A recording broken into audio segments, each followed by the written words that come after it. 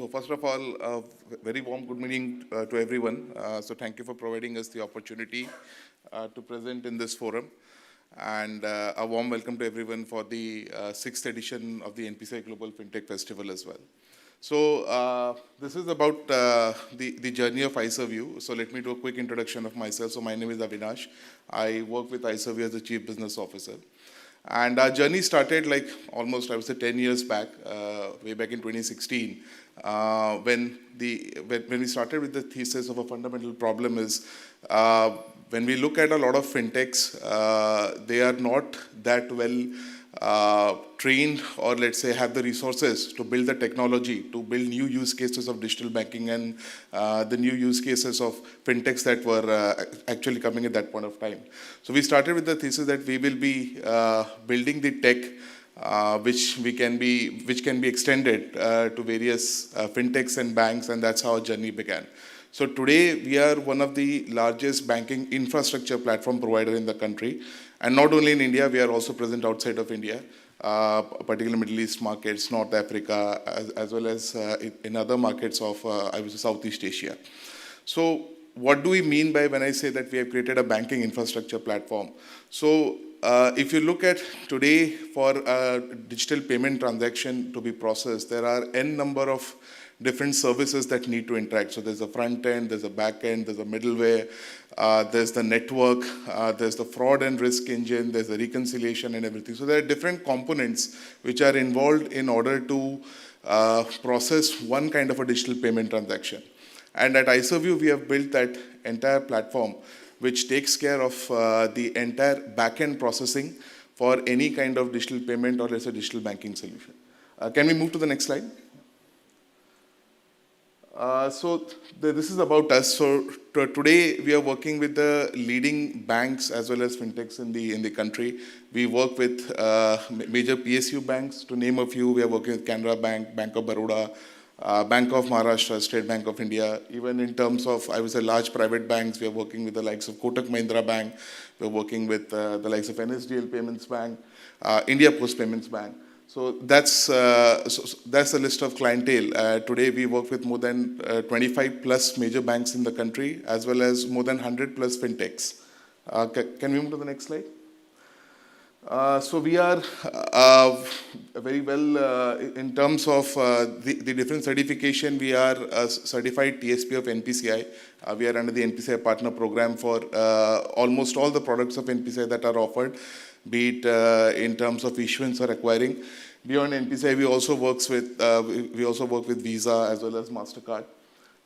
In terms of security certifications, we are PCI DSS certified, we are ISO certified, and we are also certified for the data localization requirements of RBI. Can we move to the next slide?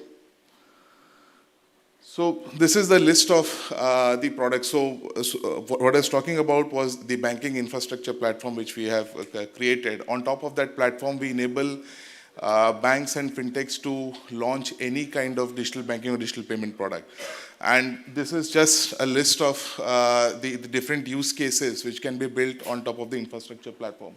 So we have a card issuance as a stack wherein we enable any bank or any fintech to launch any kind of cards, be it credit cards, be it prepaid cards, debit cards. For banks as well as for licensed entities, we also give the option for them to enter into, let's say, co-branding arrangement with other fintechs and build those kind of use cases which are new and upcoming and which are more relevant to let's say, today's audience. Similarly, on the merchant acquiring side, it's a end-to-end stack which takes care of any kind of digital payment which are allowed in India today at the merchant outlet, where a customer can walk in, they can initiate a digital payment beyond cash. We support POS, we support UPI, we support Aadhaar Pay, which is wherein a customer can initiate a payment via, let's say, biometric authentication. Then we also have PG, Payment Gateway, as a product. And on top of it, along with the entire transaction processing piece, we also help provide with the hardware which are required, such as your POS terminals, or as well as, let's say, Soundbox terminals as well. Then in terms of POS, we have a wide range of offerings. We give you Android POS terminals, they're all-in-one POS. Then there are your mobile POS, which are like very cost-effective terminals, as well as your Linux or RTOS based POS devices. Uh, can we move to the next slide? So these are a little bit about the different terminals. As I was talking, so this POS, you can see the MPOS, tablet POS, Android POS. Similarly, in terms of let's say Soundbox offerings, we have a wide range of Soundbox which we provide, which includes a static QR. It also gives you the option to have dynamic QR terminals, all-in-one POS terminals, wherein you can have a card tap and pay as well as your card dip transactions. Can we move to the next slide? So this is the core banking platform that I was talking about, which we have named it as a kind of OctaHub. So this infrastructure platform has different modules which take care of end-to-end pieces which are required. It starts from onboarding. Different digital banking, digital payment products requires various kind of entities to be onboarded in the system. It can be individuals, or it can be, let's say, corporates or business entities. So the onboarding module kind of takes care of the end-to-end KYC or let's say KYB requirements. Then we also have a payment CBS, or which we call the payment ledger system for any kind of digital payment solutions that we are offering. So all the transaction details are stored. It does not have any kind of impact on the bank's existing infrastructure such as CBS and all, because for every transaction, if you try to hit the CBS, it pushes loads on the bank's existing infrastructure. So think of it as kind of a parallel layer of CBS where all the transaction details are stored, and maybe at one go, all of those details are pushed into the system. Then we also have a middleware wherein different business rules and logics can be configured, starting from, let's say, what is going to be the charges for any transaction if the bank or the entity wishes to charge, or if there is any kind of commission that needs to be paid out, or any kind of, let's say, routing logics that need to be written. So all of those things can be configured in the middleware module. Then we have also the FRM module, which is very customized as well as tailored for different kind of digital payment products, right from issuing to acquiring.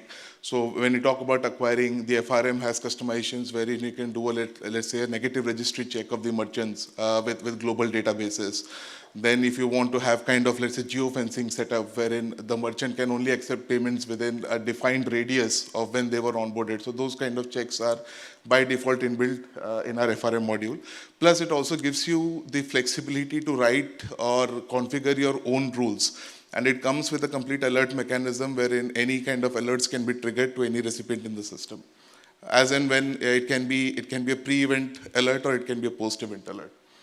Then we also have our own proprietary switching module wherein I was explaining, like today we have a native connectivity with all the networks, Visa, RuPay, MasterCard, which allows us to process transactions directly with the network without touching the bank's existing infrastructure. So as soon as a transaction is originating from the terminal, the end-to-end transaction processing is handled by our infrastructure without the need of touching bank's infrastructure at any point of time.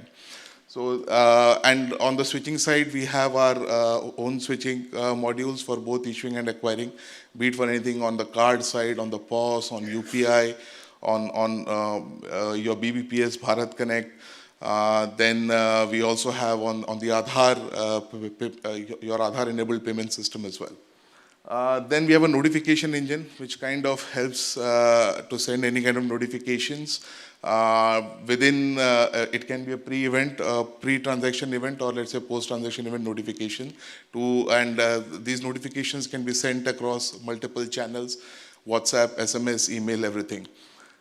Then we have a recon and invoicing module also, which is pre-built, or I would say which is completely customized for different kind of digital payment transactions like your IMPS transactions, or let's say your NEFT transactions, card-related transactions. So all of those rules for reconciliation are already pre-configured. It can be customized to seamlessly pick up files from SFTP, wherein it can be posted by the networks, and the reconciliation can be automated through a single click. Then we also have BI Analytics module, which kind of helps you to create interactive dashboards, slice and dice the data at different levels, send those kind of reports to different consumers, be it to top management, middle management, or different functions within the business, like operations, risk, all of those things. So the data sits within the system, and the BI analytics module helps you to create any kind of customized reports as well as dashboards. So this is in brief about the infrastructure platforms, which is an end-to-end. It has all the modules that is required by any bank or fintech to launch any kind of digital banking or let's say digital payment product. And on top of this platform, like I explained, you can create different products. It can be issuance, it can be acquiring, it can be into Bharat Connect as well. Let's move to the next slide.